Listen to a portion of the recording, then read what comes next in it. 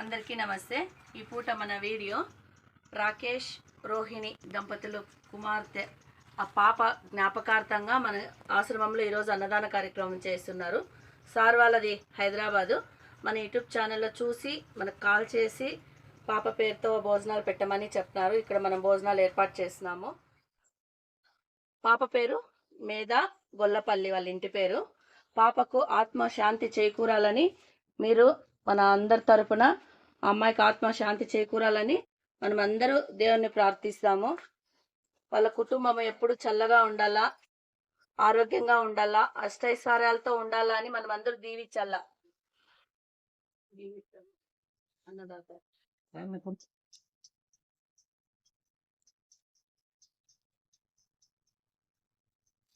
చెప్పుపా, ఏం చేస్తున్నారు? మసాలా అన్నము, కోడిగుడ్డు, చికెన్, ముద్ద, తాంబూలము, అరటి పండు ఇవన్నీ భోజనంలో ఉన్నాయి.